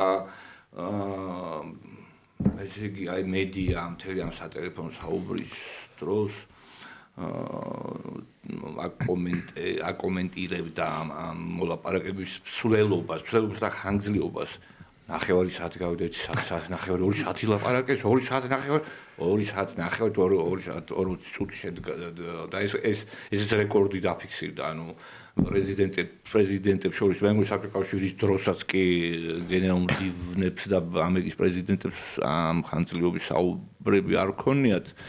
მოკლედ ასე თუ ისე ეს რეკორდიც დაამყარეს, შემდეგ გამოქვეყნდა ეს ბრიფები და ორივე კმაყოფილება გამოთქვა, განსაკუთრებით ესე იგი კმაყოფილი ტრამპი ჩანდა, რომ ესე იგი ისე გადაიდგა რაღაც ნაბიჯის სამშვიდობო მოლაპარაკების კი არა ცეცხლის შეწყვეტასთან მიმართებაში, ხო თავარი ნიუსი ჰოკეის თამაში ორი არ ვიცი ეროვნული ნაკრები თუ NHL-ის ანუ ეროვნული საჰოკეო ლიგა შეხვდება თუ არა რუსეთის კონტინენტალურ ლიგას და ესეც სიმბოლურია ესე იგი ეს კეხელი აერთიანებს სპორტსაბჭოურ ქვეყნებს და ასევე რაღაც მეგობრულ ქვეყნებს იქ მე მგონი ჩინეთის ერთ-ერთი გუნდიც არის რა ჰოკეის და ხოლო ნუ აქ ხედავთ ამერიკას და კანადას და კანადას მე უკვის რატომ უნდა ტრამპს მათი შემოერთებების ჰოკეის გაერთიანებულები არიან ისედაც ბევრ ამ მოკლედ მაგრამ ამ ლაპარაკის შემდეგ შედგა ძალიან მშრალი 1 საათიანი საუბარი ზელენსკისთან ძალიან მშრალი კომენტარი ტრამპის რომ ზელენსკის მოკლედ შევატყობინ იმის შესახებ რომ ჩვენ ახლოს ვართ და ასე შემდეგ და უნდა გავითვალისწინოთ ჩვენ ერთად თქვენი და რუსების რაღაც საჭიროებები და რაღაცეები. ძალიან გაუგებარი ტექსტი, ძალიან მოკლე, ძალიან გაუგებარი. და მეორე დღეს უკვე ისმოდა ამერიკელთა დაინტერესება უკრაინის ატომური ელექტროსადგურების მიმართ. იმდენად მკვეთრი იყო ეს დაინტერესება და იმდენად მკვეთრი იყო ეს ინტერესი გამოხატული, რომ ჩვენ შეგვიძლია მართოთ ეს ატომური ელექტროსადგურები. ჩვენ ამ მენეჯმენტში ეს გამოცდილება გაგოჩნია, რომ ზელენსკის მოუწია იმის თქმა, რომ ატომური ენერგოსადგურების გადაცემა სხვა ქვეყნებისთვის არის კონსტიტუციის დარღვევა. და დარწმუნებული ვარ აბსოლუტურად, აი ხა აქეთ რომ მოვდიოდი ოფისში დღეს წავიკითხე კელუკის კომენტარი იმასთან დაკავშირებით, რომ სატელეფონო საუბარი, რომელიც შედგა ზელენსკისა და ტრამპის შორის, შედგა ზელენსკის თხოვნით და ტრამპი დიდსულოვნად დათანხმდა ამ თხოვნას. მოკლედ, მე მაინტერესებს თქვენი შეფასებები და კომენტარები. ტრამპი, პუტინი, ზელენსკი, ტრამპი და საერთოდ თქვენი აზრით რა ხდება, რა ინტერესი აქვს ამერიკას, რა ინტერესი აქვს რუსეთს და რა რჩება უკრაინას ამ შემთხვევაში. ერთი ტანდემი გამოგჩა კიდევ ზელენსკი მაკრონი, ხო მე არ ვარ დარწმუნებული და ზელენსკი და სტარმერი სამკუთხედებია. კი, არა, ეს ხა რატო თქვი, სწორედ მაკრონი და სტარმერს არ შევეხებ ბოლო პრესკონფერენციაზე, არ ვიცი ხა ეს ფეიკია თუ დაზუსტებული ინფორმაცია. შუა პრესკონფერენციის დროს დარეკა ტელეფონმა ზელენსკი. მე უყურე ვიდეოს არის. აიღო და მოკლედ რომ მაკრონს ელაპარაკა ახლა. იმ წუთში გამახსენდა სააკაშვილი რა, ესე იგი ის იგონებდა ხოლმე ესეთ დაუჯერებელ ამბებს, იმიტომ რომ ხო უნდა დაუშვა რომ ჟურნალისტები ამას გადაამოწმებენ მაკრონის ადმინისტრაციაში და იქიდან პასუხი იყო რომ არ დაგვირეკები, თუმეტეს რომ ყოველდღე урეკავს მაკრონი ზელენსკის. ყოველდღე урეკავს, მიგრეკავს მაკრონი და სულ გვაქვს ეს კონტაქტი. ხო, აი რატო ვამბობ ახლა ამას? ჩვენ ხანდახან ვიკარგებით აი ესეთი ფაქტების გარემოცვაში რა. ხო, რა ილაპარაკეს, ითქვა ის, რაც უნდა თქმულიყო საჯაროდ, ბევრი რამ ითქვა ალბათ იმ პუტინი ტრამპის საუბარში ისეთი, რაც საჯაროდ არ გაჟღერებულად შეთანხმების საკითხია და ნატოს ზოგიერთი გენერალური მდივნისგან განსხვავებით, ტრამპმა თუ მიცა სიტყვა, ის მოიქცევა ამ სიტყვის თანახმად და ზედმეტს არ ილაპარაკებს, ხო? ეხლა რაც შეეხება იმას ელექტროსადგურებს და ატომურ ელექტროსადგურებს და იქ მოთხოვნა ძირითადი ეს იყო, რომ ამ ინფრასტრუქტურაზე არ უნდა იყოს თავდასხმები და დაბომბები და დრონები და ასე შემდეგ. საქმე ის არის, რომ ეს სერიოზული მომგებიანი ბიზნესია, ხო? თუ ვინმე ამას ჩაიბარებს და აიღებს ხელში, დიდწილად ევროპაზე გაყიდული ელექტროენერგიის მოგება დარჩება იმ მხარეს. ეხლა ტრამპს ეს რომ არ უნდოდეს, მე მაგალითად გამიკვირდება, იმიტომ რომ ის მოწყობილია როგორც ბიზნესმენი, ყველგან უყურებს სად შეიძლება იყოს რაღაც შემოსავალი და მოგება. იგივე პრეტენზიები აქვს პუტინს, ეხლა ეგ ზაპოროჟიეს საკითხი სულ არ არის მეორეხარისხოვანი და სხვა დანარჩენ სადგურებთან გასაიგივებელი. პლუს ეხლა ანტიკონსტიტუციურია თუ არა ელექტროსადგურების გადაცემა ეს ერთი საკითხია, მაგრამ ანტიკონსტიტუციურია პუტინისთვის იმ ტერიტორიებზე უარის თქმა, რომელიც მან შემოიერთა და აღიარა როგორც რუსეთის ფედერაციის ნაწილი. ანუ იქ მთელი გორგალია. ხო მე არ დამავიწყდება რომ ომის დაწყებამდე ჯერ კიდევ ზოგიერთმა ევროპულმა სახელმწიფომ დრო იხელთა და პირდაპირ ვაგონებით გაქონდათ ყველაზე ნაყოფიერი ნიადაგი უკრაინაში, ხო კარაქივით მიწაა უკრაინაში. აი უბრალოდ ჭრიდნენ და ეს ფენა ხელახლა რო წარმოიქმნას ნიადაგის ეს ნაყოფიერი ფენა, ამას ჭირდება 400 წელიწადი რიგ შემთხვევებში. ხო და ყველა თავის მოგებას ეძებს. რა თქმა უნდა, ყველას უნდა რომ უპირატესი, ასე ვთქვათ, მოგება ნახოს მთელი ამ სიტუაციიდან, რაც დაატეხეს თავს უკრაინას. ეხლა დღეს მაინც თუ ხვდება ზელენსკი რა უბედურებაში გაყო თავი და მისი თავი კიდე იქით იყოს ოჯახმა იდარდოს, მაგრამ ეს ქვეყანა, რომელიც აი უდიდესი ევროპული ქვეყანა, უდიდესი ინდუსტრიით, სერიოზული წეაღისეულით, მაღალი ცხოვრების დონით, სამეცნიერო, ტექნიკური, სხვა აი ესეთი უპირატესობებით რა დღეში ჩააგდეს და დღეს უკვე მიდის ლაპარაკი რამდენად გაიყოფა უკრაინა. აი აქამდე მივედით, ფინალი ეს არის. რა თქმა უნდა ტრამპისთვის მშვიდობის ყოფილის მანტია არის პირდაპირ მისწრება და ის დგამს ნაბიჯებს ამ მიმართულებით, მაგრამ ხო აქ ჩვენც უნდა დაუკვირდეთ ერთ რაიმეს რომელიმე მხარეს სერიოზული უპირატესობა ჩვენთვის ისევე არ არის კარგი, როგორც არ იყო კარგი უკრაინის ომის დაწყების შემდეგ აქ მეორე ფრონტის გახსნა. ბალანსი თუ არ იქნა და თუ ისევ ესეთ დისბალანსური მდგომარეობა იქნება ევროპაში, ყურის ძირშია ეს ყველაფერი. დედამიწა ხო სინამდვილეში ძალიან პატარაა და ბოლო წლებში და აწლეულებში კიდევ უფრო დაპატარავდა. ამიტომ ჩვენზე ექნება ამ პროცესებს გავლენა. იმიტომ კი არა რომ ჩვენ კონკურენტი ვართ რომელიმე ატომური ელექტროსადგურის მართვაში, სულაც არა. უბრალოდ სადაც სასწორისპინა გადაიწევა, ყოველთვის უნდა ელოდე რომ შენც შეიძლება შეგეხოს ან დანაკარგის სახით, ან ნუ უკეთეს შემთხვევაში რაღაცა შენც დარჩე მოგებული. აი ეს ვითარებაა და გაირკვევა ეს ყველაფერი ძალიან მალე, იმიტომ რომ ჩანს რომ ზელენსკის ნერვები ღალატობს უკვე. ხლა ეს ხომ მარტო მაკრონის გამოა ესეთ ნათქვამთ ყველზე არ არის, ხანდახან ისტერიული გამოხდომები აქვს ხოლმე. ხლა რა ენაღლება ყველაზე ბედნიერ ქვეყანას ფინეთს და მის ხელმძღვანელობას რა მათ შეუძლიათ რაღაც გარკვეული განცხადებები აკეთონ, მაგრამ სინამდვილეში ეს არაფრით არ აისახება უკრაინაში, ხო? დღევანდელ საომარ ვითარებაში. ძალიან რთულია ყოველდღიურად ადამიანები იღუპებიან, ხო? ზოგი იღუპება, ზოგი უსახლკაროდ რჩება, ზოგი საერთოდ გაიქცა ქვეყნიდან, ძალიან მძიმე ვითარებაა და მე გითხრათ სიმართლე გული მტკივა, იმიტომ რომ უკრაინასთან მე ჩემი რაღაც დამოკიდებულებები მაქვს ჯერ კიდე აი სკოლის პერიოდიდან არაერთხელ ნამყოფი ვარ, მეგობრები მყავს იქ და ასე შემდეგ. ეს ძალიან რთული საყურებელია. მაგრამ მაინც იმედი მაქვს, რომ აქედან გამოსავალი მოიძებნება. უბრალოდ არ შეიძლება ეს უსასრულოდ გაგრძელდეს. როგორც არ უნდა შეეხოს რაღაც მესამე, მეოთხე და მეხუთე ქვეყნებს ეს კონფლიქტი. ყველა შემთხვევაში ნებისმიერი ომი ჯობია ნებისმიერ ომს ჯობია მშვიდობა. თუნდაც ძალიან ესეთი მძიმე პირობებით, რაღაცებზე უარის თქმის ხარჯზე, მაგრამ მშვიდობა ყოველთვის ჯობია ომს. მე დაუბრუნდები ვირტუალური რეაქტორების საკითხს. ბიბადონო. ჩვენ თუ დაუკვირდებით დონალდ ტრამპის ქცევას, თავარი ესეთი მახასიათებელი ის არის, რომ ის ცდილობს ყველა ქვეყნიდან მაქსიმალურად წაიღოს ყველაფერი, რესურსები იქნება, ფინანსები თუ ეს შემდეგ. იგი ეს არის გრენლანდიის საკითხი, იგივე არის კანადის, პანამის არხის საკითხი, ევროკავშირზე ტარიფები და ასე ვთქვათ, ალტერნატიული გაზის მიწოდების ასე ვთქვათ გზები. იგივე ცდილობს დაახლოებით უკრაინისგან, მან იცის, რომ უკრაინა რეალურად არის ასე ვთქვათ, წარუმატებელი პროექტი და სანამ საბოლოოდ ასე ვთქვათ, დაკარგავს გავლენის შესაძლებლობებს, ცდილობს მაქსიმალურად წაიღოს ყველაფერი.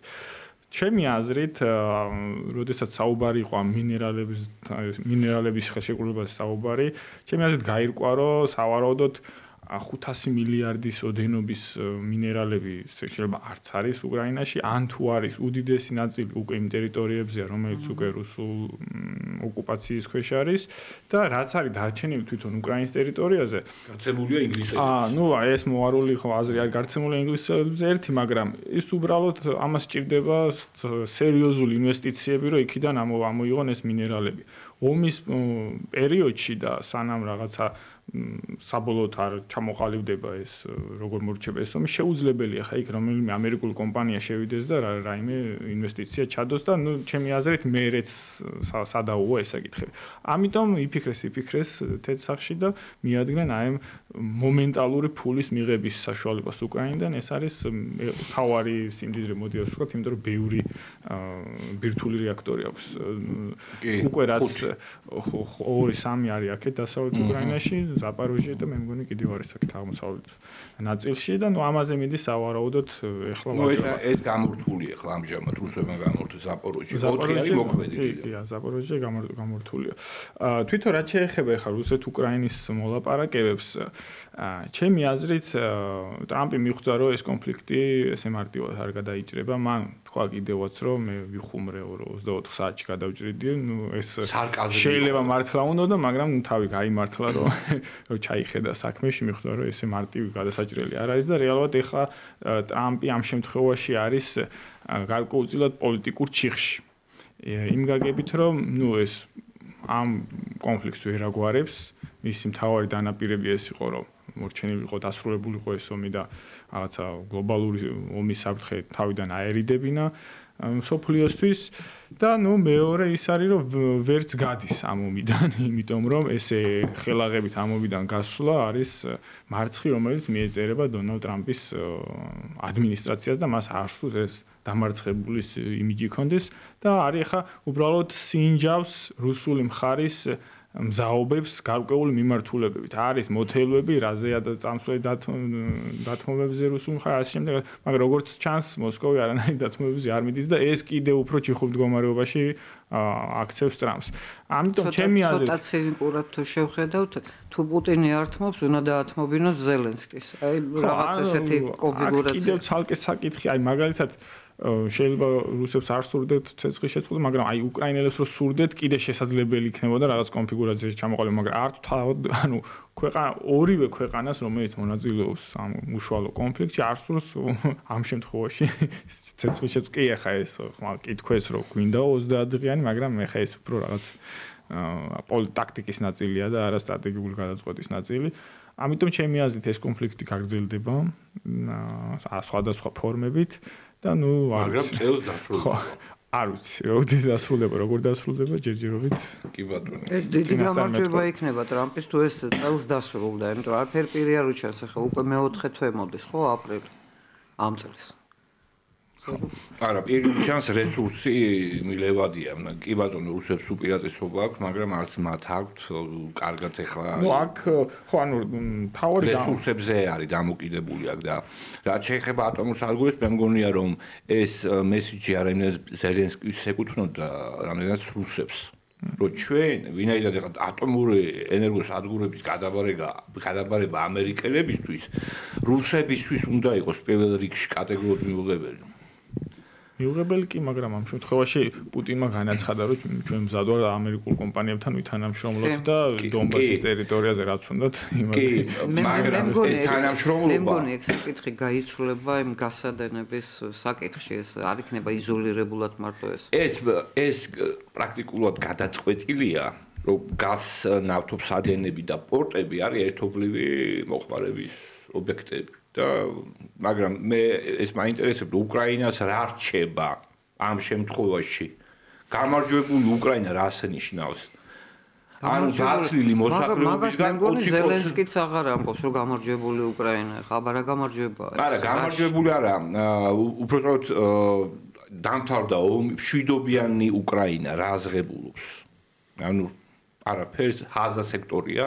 არა, ახლა ხაზა სექტორს როგორ შეადრია უზარმაზარი ტერიტორიის ქვეყანა და კი ბევრი გაქცეულია, მაგრამ მშვიდობა თუ იქნა და რაღაცის გამოსწორება დაიწყო, გარკვეული რაოდენობა წასული უკრაინელების დაბრუნდებიან. თუ იქ მართლა ჩაიდო რაღაც თანხები, გამოცოცხლება დაიწყო, აღდგენა და ასე შემდეგ, მაგრამ ეს ისეთ კატასტროფულ ხარჯებზეა ლაპარაკი. მე არ ვიცი ამას ვინ გააკეთებს. ახლა ევროპა, რომელიც დღემდე ევროკავშირი უბრალოდ რომელიც დღემდე იმას ეძახის, რომ ჩვენ ბოლომდე დავდგებით უკრაინის გვერდით და უკრაინა იომებს უკანასკნელ უკრაინელამდე, ანუ ფაქტობრივად ჩამოწერილი ყავთ რა ეს უკრაინელები. თუ აღარ იქნება, მე ეს იქნება ტერიტორია, რომელსაც ძალიან ადვილად გაინაწილებენ დაინტერესებული ხალხი. კარგი ახსენე შენ. ესე იგი ამათმა შემდეგ კითხვა ევროპას უკავშირდება. ანუ ჯერ კალასი პირდებოდა იქ 80 მილიარდს, 60 მილიარდს, შემდეგ 40 მილიარდს და ეხლა გაირკვა რომ საუბარი არის 4 მილიარდ ევროზე. ანუ ეს კიდე დასამტკიცებელია, ესეც აქაც მიმდინარეობს კონსულტაციები და ზოგიერთი ქვეყანა არ ეთანხმება ამ ტიპის ესე იგი და ამ ტიპის დახმარებას. ორბანი ხო გაჩხერილი ყავთ ყელში და ეხლა ახალი ფორმულა მოიფიქრეს, რომ აღარ იქნება საჭირო ყველას თანხმობა და ну დაერთვის ოქმის სახით ის რომ 27 ქვეყანა თანახმა ამ დახმარებაზე კონტრიბუციას არ ეთანხმება ორბანის გარდა ეხლა ეგ უნგრეთი თვითონაც იციან და ორბანის გარეშე იღებენ გადაწყვეტილებას. ეხლა იტალია და ესეც ბლოკავენ. არც ესპანეთი არ ეთანხმება, მაგრამ სამაგიეროდ ევროკავშირმა ახალ რეჟიმს სირიაში გამოუყო 6 მილიარდი ევრო.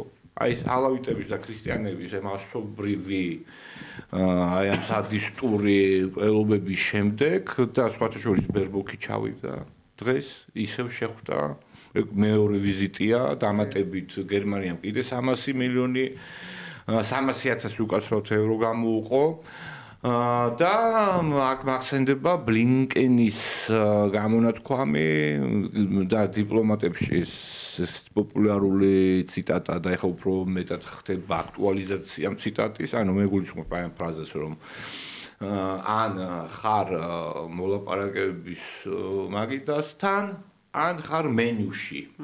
ხო და მე მაგ განცდა რომ უკრაინასთან ერთად მენიუში არის ევროპაც. იზიარებ თუ არა? მედვედევმა დაწერა ტვიტერში თუ არ ვცდები, ხო? რომ მენიუში არის ბრიუსელის კომბოსტო. ეს მედვედევმა. ხო, მედვედევმა, ნუ.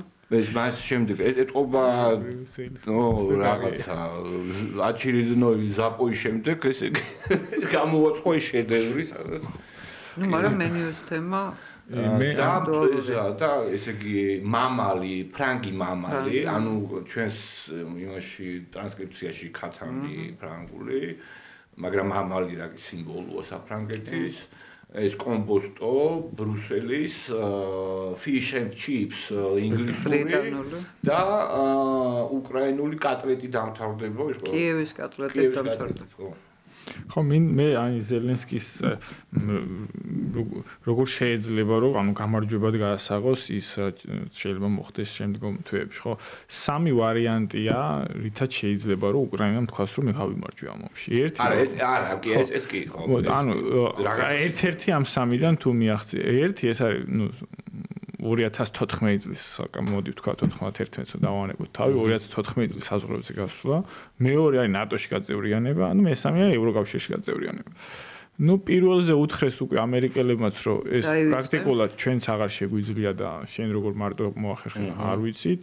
ნატოზე უკვე გამოვიდა მარკ რუტე და თქვა რომ პრაქტიკულად აღარ განიხილება ნატოში მიღება ამ საკითხის და თვითონ ზელენსკი მას თქვა რომ ნუ ამერიკელებს არ უსწრაფოთ უკრაინის ნატოში მიღება და ევროკავშირის ნაწილშიც ძალიან დიდი სკეპსისია, იმიტომ რომ ქვეყნების მთელი რიგი ქვეყნებს არ სურს უკრაინის ამ ორგანიზაციაში მიღება, გამომდინარე იქიდან რომ ეს არის უზარმაზარი ტვირთი ნებისმიერი ორგანიზაციისთვის ახლა უკრაინის აღდგენაში მონაწილეობა, როდესაც თვითონ უკვე ევროპას აქვს ეკონომიკური პრაქტიკულად სტაგნაცია და საქმე მიდის რეცესიისკენ. და ამას დაემატა ის რომ ორგანიზაციამ გადაწყვიტა რომ 800 მილიარდი გამოყოს იარაღის წარმოებაზე. ანუ წარმოიდგინეთ ახლა ნუ კიდე რო ახლა უკრაინის ხარჯები დაამატო მომავალში. ამიტომ ევროკავშირში გაწევრიანებაც არის პრაქტიკულად ნუ ვთქვათ რომ გამორიცხული. ამიტომ ზელენსკის არანაირი არგუმენტი არ აქვს რომ მაგალითად თქვას რომ უკრაინამ ამ ომში მიაღწია წარმატებას. ერთადერთი ვარიანტი რჩება. რომ არჩევნები რო დაინიშნება მოიგოს და ჩვენთვის პირადად ეს წარმოუდგენელი სცენარია. აი მაშინ იტყვის რომ ჩვენ გავიმარჯვეთ უკრაინამ გაიმარჯვა. არა ეს თვითონ თავისი პერსონალური პოლიტიკური გამარჯვება იქნება და ქვეყნის გამარჯვება ამ შემთხვევაში რა შემოიხატება. პრეზიდენტი რომელმაც ასეთ ომში შეითრია ქვეყანა თუ მას უკრაინა ისევ აირჩევს ის რა თქმა უნდა ამას გააფორმებს შეფუთავს როგორც უკრაინის ესეც არის რეალობის უარყოფა მაშინ. ნუ თუ ჩვენ რეალობას უარყოფთ მაშინ ყველაფერი შეიძლება გამარჯვებას მოუნათლოთ ხო ანუ მაშინ შეიძლება უკრაინა პირველ ადგილზე ვიხილოთ ბედნიერების ინდექსში. არც მაგას გამოგვიცხა. კარგით და ხო რა შეიძლება ევროკავშირის მენიუში ყოფნას ნუ ეს ახლა არახალი თემა ესეთი ყველაზე ბოლო საკვანძო გამოვლინება ამის იყო რომ ბრიუსელმა დაპატიჟა სი ძინპინი აღარ მახსოვს რაღაც ღონისძიება იყო და სი ძინპინმა უარი თქვა ესე ვთქვათ ბრიუსელში ვიზიტზე ამიტომ რეალურად არის ჩვენ რო გვამონათებდა რომ ველაპარაკებით ჩინეთსო ხო, კი ბატონო. არა, ნუ ეხა ბოლოში თვალის რიტორიკა რაღაცა საიუბილეო თარიღის, ანუ ევროკავშირის და ჩინეთის თანამშრომლობის მეგობრობის რაღაც აღსანიშნავა თუ. ამაზეც ჩინურმა მხარემ კი განაცხადა. კარგით, მოდით ახლა შევეხოთ იმას, რაც ჩვენი მეზობელია, დიდი მეზობელია, საკმაოდ გავლენიანი, მას შემდეგ რაც სირიაში მიაღწია გარკვეულ წარმატებას. მით უფრო ანგარიშ გასაწევი ძალა გახდა და როგორც ჩანს და პლუს კიდე ევროპა თავის აი ამ პრინციპში ტუსკმა თვითონ თქვა და მე შემიძლია თქვა თავისი იმპოტენციის აი ეს გაცნობიერება იმის რომ ხარ იმდენად სუსტი რომ მიუხედავად იმისა რომ 500 მილიონიან მოსახლეობას აერთიანებ და გეშინია ქვეყნის რომელშიც ცხოვრობს 155 მილიონი და დახმარებას თხოვს 300 მილიონიან, ესე იგი ეს მეტყველებს იმაზე, რომ ცუდად გაქვს საქმე და ამიტომაც ახლა საკმაოდ მოულოდნელად გაუჩნდათ ევროპელებს რაღაცა ტოლვა თურქების მიმართ და აქ უკვე ესეთი მეგობრული დამოკიდებულება გაუხდა თურქები რაღაც იწვევენ სხვადასხვა რაღაცა პროექტებში, მათ შორის რა თქმა უნდა იმ მილიტარისტულ პროექტებში, სადაც თავდაცვა იგულისხმება და ამ თავდაცვის უნარიანობის გაზრდა და როგორც ჩანს, მით უფრო სირიაში წარმატების შემდეგ ერდოღანმაც ირწმუნა, რომ ეს როგორც იქნა აღწევს ამ თავის მიზნებს და გადაწყვიტა თავისი საკმაოდ პოპულარული კი არა, ბოლო კვლევების თანახმად, ესე იგი სტამბულის მერი უგებდა ერდოღანს და მით უფრო 2027 წლისთვის ეს უპირატესობა აშკარად ხდებოდა. მოკლედ მოხდა ის რაც იცით. დააპატიმრა. არა, დიპლომი გაუქმეს. დიპლომი გაუქმებინა, ხო, ანუ ნაყიდი დიპლომი გაქო, ფიქტიური და ასე შემდეგ და მოკლედ ატყდა ამბავი და დღესაც სტამბული და სხვა დიდ ქალაქებში, სადაც ერდოღანი ისედაც არ სარგებლობდა ბოლო წლებში პოპულარობით, არადა თვითონ იყო სტამბულის მერი თავის დროზე. მოკლედ ატყდა ეს ამბავი, თქვენი აზრით რა არის დამთავრდება ეს და შემდეგ მინდა კითხოთ გავს პროცესებზე, რომელიც ხდებოდა, შეგიძლიათ გადააბათ. იგივე ხდება უნგრეთში, იგივე ხდება, სხვადასხვა მიზეზები, იგივე ხდება რუმინეთში არა, სერბეთში და რა თქმა უნდა რუმინეთზეც უნდა ვილაპარაკოთ. ხო, თურქეთთან დაკავშირებით შეუძლებელია, ხა ერდოღანს არ ცოდნოდა რა მოყვებოდა იმას ეკრემ იმამოღლუს დაკავებას. ეკრემ იმამოღლუ რეალურად უკვე შეიძლება ვთქვათ, რომ რეიტინგის მიხედვით უკვე წლებია პირველი პოლიტიკოსი იყო, მიუხედავად იმისა, რომ ერდოღანმა მოიგო პრეზიდენტობა. ყველაზე რეიტინგული პოლიტიკოსი იყო და სწორად აღნიშნეთ, რომ 2027 წელს პრაქტიკულად შეუძლებელი იქნებოდა მისი დამარცხება. ჩემი აზრით ეს არის გათვლილი ვადამდელ არჩევნებზე. მე ამას არ გამოურიცხავ, მაგრამ აქ დგას კითხვა, ანუ ეხლა მე თურქულ კონსტიტუციაში ვერ ჩავიხედე, არ ვარ ჩახედული, რამდენად შეუძლია ვადამდელ არჩევნებში ერდოღანს კვლავ კენჭისყრა. შეუძლია, იმიტომ რომ ეს სცენარი განიხილება, მე არ ვიცი, მაგრამ რაც პრესაში იწერება ეს არის. თურქეთის კონსტიტუციაში ყოველთვის იცი, რომ უმაღლესი განსხვავება უნდა ქონდეს პრეზიდენტს. არა, ეს გასაგებია, მაგრამ 200 თუ რამდენი ვადაც შეეძლო ერდოღანს ის ამოწურეს, იყო ბოლო, რაც იყარა და თუ ეხა ვადამდელი დაინიშნა, აი ხა რამდენად შეუძლია ეს არის საკითხი და თუ შეუძლია, მაშინ შეიძლება ვთქვათ, რომ ეს რეალურად არის გათვლილი ვადამდელ არჩევნებზე 2027-ს აღარ დაელოდება ამ შემთხვევაში ერდოღანი და ნუ რაც ახსენეთ ის რაღაც კონსტიტუციაში პოლიტიკური პიკური მდგომარეობა რაც ახლა აქვს თურქეთს ვადამდელ საპარლამენტოს გამოაცხადებს და შემდეგ კონსტიტუციაზე ესეც არ არის გამორიცხული ეს ამაზე არის ვადამდელ საპარლამენტოზე არის საუბარი კი ბატონო იმიტომ რომ deep state ზოგადად ტერმინი თურქეთიდან იწყება თურქული სახელმწიფოდან და ეს deep state არ სურს იმ ძალების მოსვლა ხელისუფლებაში რომლებიც ასე ვთქვათ არიან უფრო პროდასავლური და ну არა ერდოღანისტები მოდიოს. იმდენად უკვე ძალოვანი სტრუქტურა, იმდენად დაკომპლექტა თლიან ძალოვანი საჯარო სექტორი ერდოღანისტებით, რომ ეხლა რომ მოვიდეს სხვა ძალა, პრაქტიკულად მთელი ბიუროკრატიის გამოცვლას გულისხმობს ეგ და ну ეს არავის ამ შემთხვევაში თურქეთში არ უნდა. რაც შეეხება ხო რუმინეთში საკმაოდ ესეთი კომიკური მოვლენები ხდება. ну საკონსტიტუციო სასამართლოს მიერ დაბლოკილი უკვე საბოლოოდ ჯორჯესკუმ სხვა კანდიდატს მისცეს ხარდაჭერა, თუ სწორად მახსოვს სიმონი არიგოარად. მას კიდევ სხვა პარტიებმაც დაუჭირეს მხარი და ეხლა მიდის საუბარი რომ ამ ადამიანსაც პირველი რაუნდის შემდგომ გაუუქმა შედეგები და იგივე სცენარი განმეორდეს რაც ჯორჯესკუს შემთხვევაში. ეს ხალი რო არის? არა, ახალგაზრდა კაცი არის. მე მეორე კანდიდატი რომელიც ასევე გაუქმებული ეს ნახე? ეს მე მგონი ევროპარლამენტარის მღეროდა კაჭუშას. და ამის გამო ეს რამხელა დანაშაულია უკვე. ამიტომ ახლა რუმინეთში ისეთი რაღაცები ხდება, რომ ამის მე უკვე რეალურად არც არაფერი აღარ იქნება გასაკვირი და სერბეთის თემა ზოგადად ქართულ და გლობალურ მედიაში არასწორად ჩუქდება. იქ სხვადასხვა ტალღები, პოლიტიკური ტალღებია სერბეთში, ზოგადად უჩიჩის მიმართ აქამდეც იყო კრიტიკა. უჩიჩს ედავებიან პროევროკავშირელობას და არაფერი იქით რომ და ნუ მაგალითად იმას რომ მან გაყიდა ასე ვთქვათ ქიმიური საბადო ერთ-ერთი ნივთიერების ევროკავშირზე და ამაზე პრივატიზაცია მოახდინა, ამაზე იყო დავა. ეს საბაბი იყო უკვე ეს ნოვისადში ჩამონგრეული სადგური, რომელიც იყო ბოლო მომენტი და ჩვენ იმიტომ არ უნდა გაგვიკვირდეს, რომ ეს ძალიან პოპულარული სერბი სახეები, რომლებიც აი სერბულ ნაციონალისტთან ასოცირდებიან, ისინიც კი ვუჩიჩის წინააღმდეგ გამოდიან ზუსტად ამიტომ, ამ შემთხვევაში ჯოკოვიჩს ეხსენებ.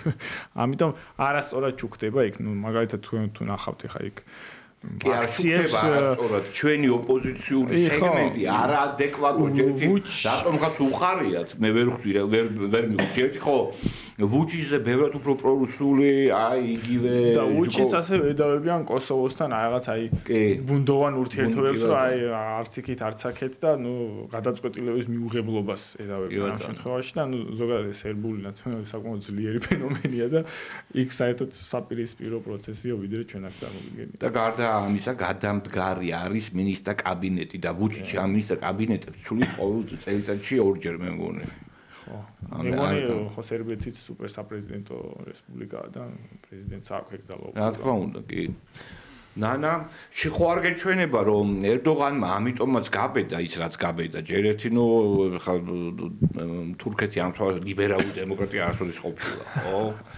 და არც მაშინ როცა ნატოში მიიღეს მაშინ კი არც მაშინ არ იყო და ყოველთვის ეს ტენდენცია ნატოში რომ მიიღეს პრეზიდენტი ჩამოახჩეს თუმცა ერდოღანი გამოხატულად კაფიოდ ეგეთი ავტორიტარული ლიდერი იყო ყოველთვის მაგრამ ის რაც მოხდა რუმინეთში აი ეს ხო თავხედობაა ეს უკვე აქ არის ორმაგი სტანდარტი არც არაფერი ეს არის პირდაპირ აი თავხედობა არა დემოკრატიაზე ლიბერალიზმი საუბარი აქ არ შეიძლება იყოს დახედა ამ ერდოღანმა და მიფიქრა და გაკეთდა დაშკლა თქვენ თუ შეგიძლიათ მსგავსი რაღაცების კეთება ჩვენ შეგვიძლია თუ ესე იგი სირიას აწვდით ააძლევთ 6 მილიარდიან დახმარებას ანუ ჩემს მიერ დანიშნულ პროქსის რომელიც ჯერ კიდე ერთი წლის წინ თავებს აჭრიდა იქ იდლიბში ხო მოსახლეობას კი ბატონო იგივე საკეთებ თვითონ არ აკეთებ უბრალოდ მოკლედ ესეც ხო ინსპირაცია არის ანუ ჩვენ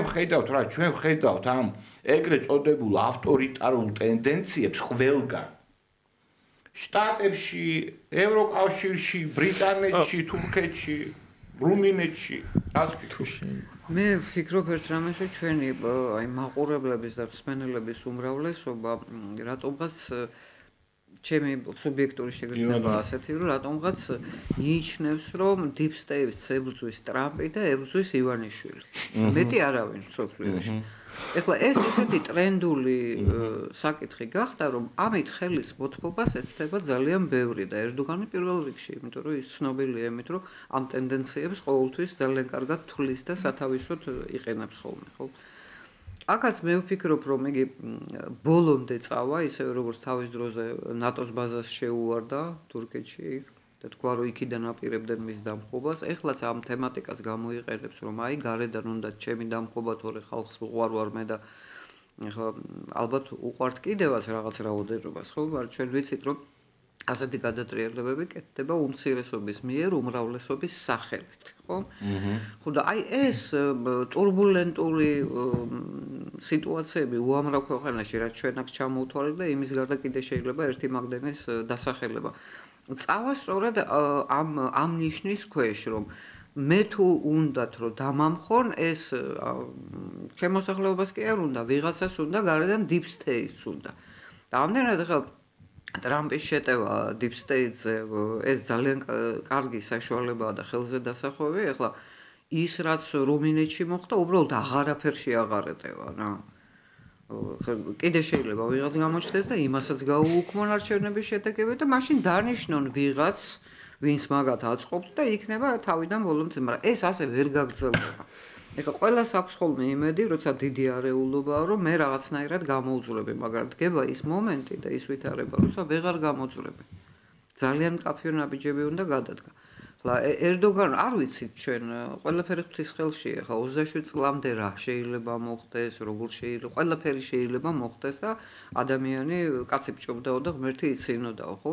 მაგრამ ერდოგანი რომ ბოლომდე მაქსიმალურად ეცდება ამ ვითარების გამოყენებას სათავისოდ, მე ამაში პირადად ეჭვი არ მეპარება.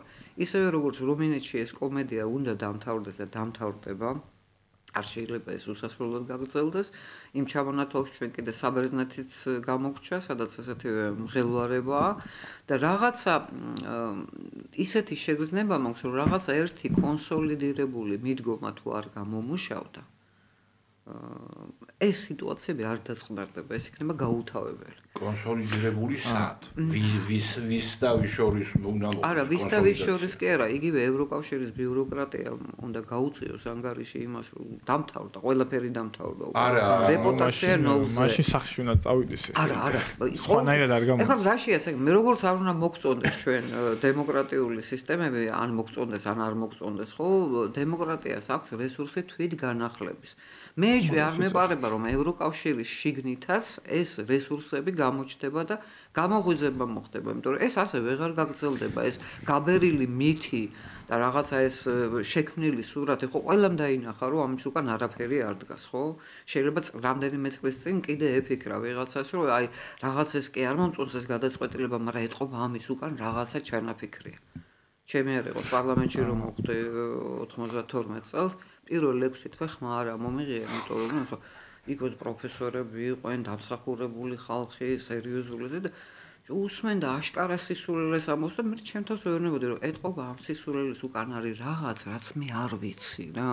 და 6 თვეში დავარწმუნდი რომ ამ სისულელის უკან არაფერი არ დგას სისულელის გარდა. შიშველი მეფე. ხო, აი ეს მოხდება შიშველი მეფის იგავი გათამაშდება აუცილებლად ევროკავშირში, არც თუ შეერთებული შტატების ჩართულობის გარეშე და ვითარება უნდა გადალაგდეს სხვანაირად. და ისინი ეს თაობა ზღაპრებს აღარ კითხულობს და საიდან ხო უნდა რო დაემართებათ ხო მიხვდებიან კაცო ბრბასო ცოლი მოუკვდავ და არ უთხრათ და ლოგინში რო არ ჩაუწოდა ხო გაიგებს.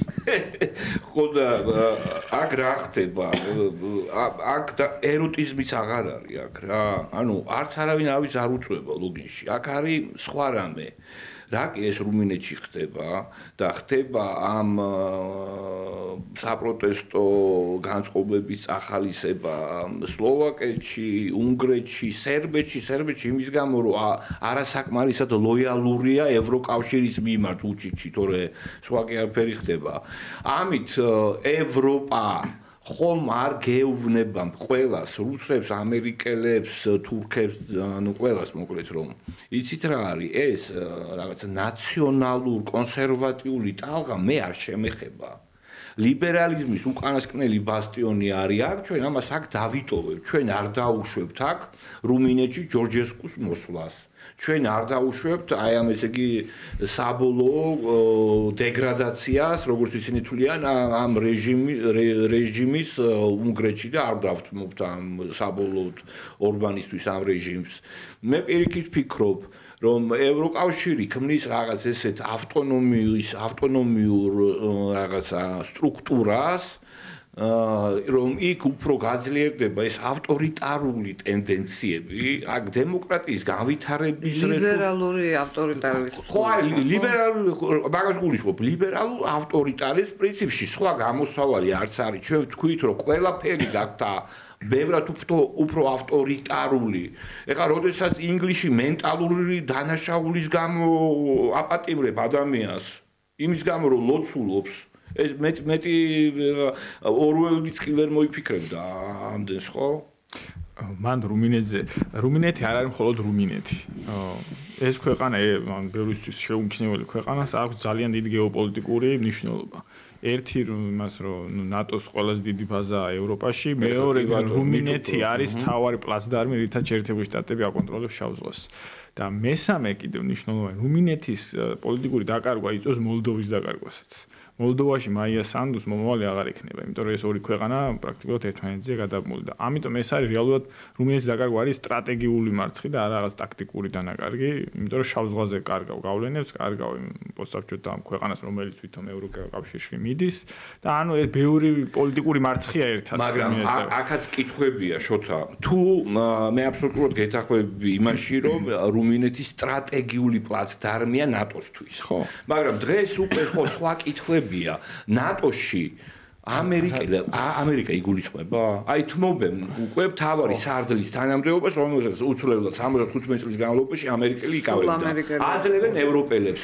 ამ შემთხვევაში თუ რუმინეთი ამერიკელების არის, ჯორჯესკუ როგორ ვერ დაიცვა ამერიკამ? იქნებ ამერიკასაც აღარ შეუძლია ის ბერკეტი არ აქვს, რომ ჯორჯესკუ დაიცვას რუმინეთში. იქნებ ევროკავშირმა თქვა და ამერიკელებს უთხრა პირველ რიგში, რომ რუმინეთი არის ჩვენი ტერიტორია. ეს არ არის არც ილონ მასკის რაღაცა კორპორაციის ტერიტორია და არც შენი. ამ პროცესებზე ეს წინააღმდეგობრივი ტენდენცია არის ბევრ რამეში, ამიტომ ხო, მაგრამ ჩემი აზრით ეს უფრო რაღაც დისკურსულ ველში ტრიალებს ასეთი, მაგრამ შეერთებული შტატები ესე უბრალოდ ხელაღებით ამ ხელა სტრატეგიულ სარგებლოს რაც აქვს, ესე უბრალოდ რაღაც არ დათმობს. ჩემი აზრით. უბრალოდ შეიძლება შავი ზღვის თემა დაასრულე. ხო, ერთი ის დამატება მინდოდა ავტორიტარული ტენდენციები ახსენეთ, ხო? ავტორიტარული ტენდენციები ყოველთვის ჩდება, როდესაც არის კრიზისები, როგორც შიდა პოლიტიკებში, ასევე საგარეო პოლიტიკაშიც. დღეს, გარდა შიდა პოლიტიკაში ყველა ქვეყანაში არის პოლარიზაცია, ლამის გლობალურ საერთაშორისო სისტემაში არის აბსოლუტური ბუნდოვანება, აბსოლუტური გაურკვევლობა, ქვეყნები რაღაც ეგზისტენციური საფრთხის ქვეშ დგას, იშლება ყოველდღე ახალ-ახალი ქვეყანა, გავიხედავთ სირია აღარ არის, გამოვიხედავთ ლიბანი აღარ იქით. და ასეთ დროს ავტორიტარული ტენდენციები არ არის გასაკვირი, რომ აი ადრე ვახსენე კიდევაც, კარლ შმიტი არის გერმანელი პოლიტმეცნიერი, რომელმაც თქვა, რომ არის მომენტები, როდესაც სახელმწიფო ახდენს ძალაუფლების უზურპაციას იმისათვის, რომ gadარჩეს სახელმწიფო.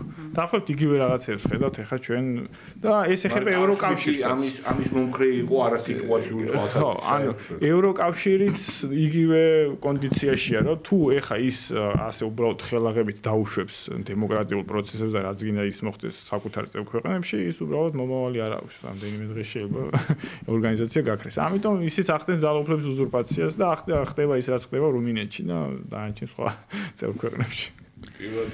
ხო, ხა შავ ზღვას რაც შეეხება, ტრამპი და პუტინი მათ შორის შეთანხმდნენ, რომ შავ ზღვაში დარტყმები ერთმანეთის ხომალდებზე არ იქნება და ეს ხა რაც შეერალად გამოქვეყნდა და შავ ზღვის თემაზე კიდე რაზე ილაპარაკეს და რა შეთანხმებები იყო? არა, შეთანხმდნენ იმაზე, რომ შეთანხმდებიან სხვაზე. ხო, მაგრამ ამ თემაზე ხა ლაპარაკის დაწყება შემთხვევითი არ არის, ხო?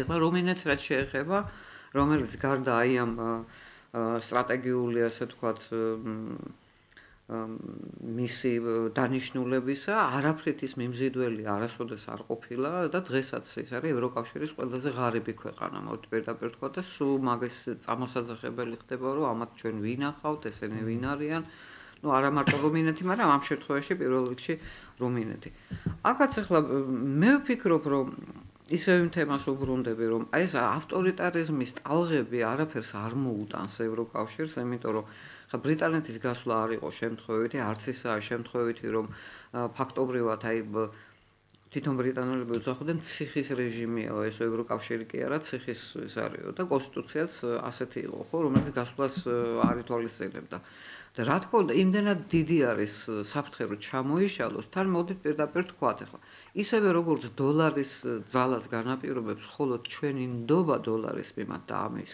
გარდა არაფერი ასევე ბრიუსელისადმი ჩვენი ნდობა ჩვენი ახლა ფართოდ ვამბობ მაგრამ ევროკავშირის მოსახლეობის ნდობა მხოლოდ იმას ნიშნავს რომ აი ჩვენ რაღაცა დელეგირება მოვახდინეთ ხო მაგრამ სულ უფრო ხშირია უკმაყოფილება ამ დელეგირებული უფლებების გამო და ახლა არც ორბანია ახლა ეს ყარამანყანთელი და ესეთი მოვლენა რომ ადგა და გაბედა და რაღაცა ეს ტენდენციის მაჩვენებელია იქ ფიცო იქაც ტენდენციის მაჩვენებელია იქ იტალია იქ ესპანეთი ეს წინააღმდეგობები რაც 10 წლების განმავლობაში გროვდებოდა არ შეიძლება უკვალოდ გაქრეს ამიტომ უნდა მოხდეს მისი შიგნიდან განახლება და მე ამას პირდაპირ უკავშირებ სწორედ კონსერვატიულ ძალებს რომლებიც ეცდებიან რომ ნაბანს ყავს ბავშვი არ გადააყოლოს რა შეინარჩუნონ რაღაცა საერთო ინტერესები და სიტუაცია გადალაგდეს ისე როგორც მაგალითად რუმინეთის მოსახლეობას უნდა და არა ვიღაცა ჩინოვნიკს რომელიც ბრუსელში ეს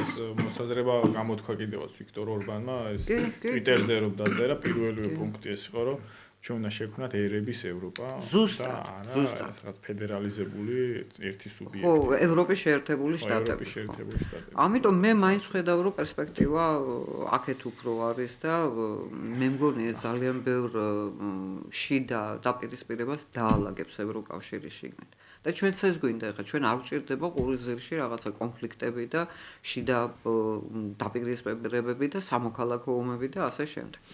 ამაში აბსოლუტურად გეთანხმებით და ბოლო კითხვა მინდა დაგისვათ, იმიტომ რომ ძალიან მაწუხებს ეს საკითხი.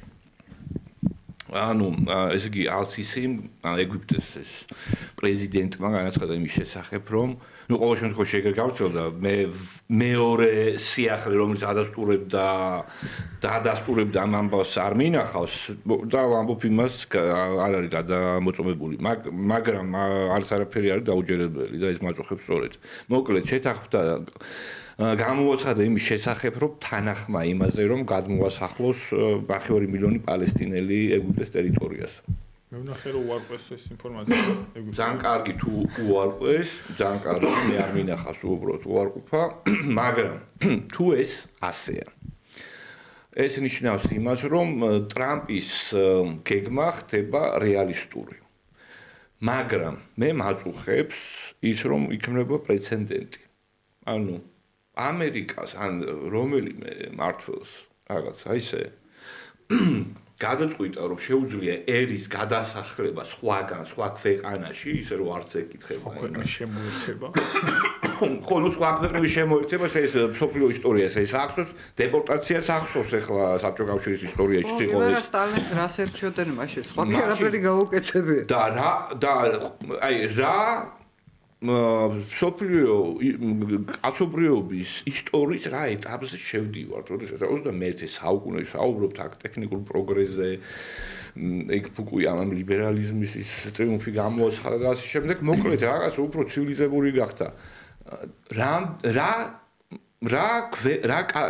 ესე იგი საცხოვრობთ საერთოდ მოკლედ რა. აი რა არის ეს, როდესაც ერთი პრეზიდენტის გადაწყვეტილებით შეგიძლია ერის თანაც პრეზიდენტის, რომელიც არის ზესახელმწიფოს პრეზიდენტი, რომელიც არის ყველაზე ძლიერი ქვეყნის პრეზიდენტი, ყველაზე თავისუფალი და დემოკრატიული, შეუძლია გადაწყვიტოს ერთი შეიძლება არა სიმპათიური, შეიძლება არა რაღაცა ცივილიზებული, შეიძლება რაღაცა ველური ოდნავ ერის ბედი. თუ შოთ დაიწყე. სადაც ვახსენებთ პალესტინელებს, აუცილებლად უნდა ვთქვათ, რომ ალავიტების უბრალოდ ეთნოსწმენდა მიმდინარეობს და ვითომ აქ არაფერი არ იმჩნევს არავინ, ხო? ქრისტიანების და ალავიტების. კი ბატონო, ესეც ვახსენოთ.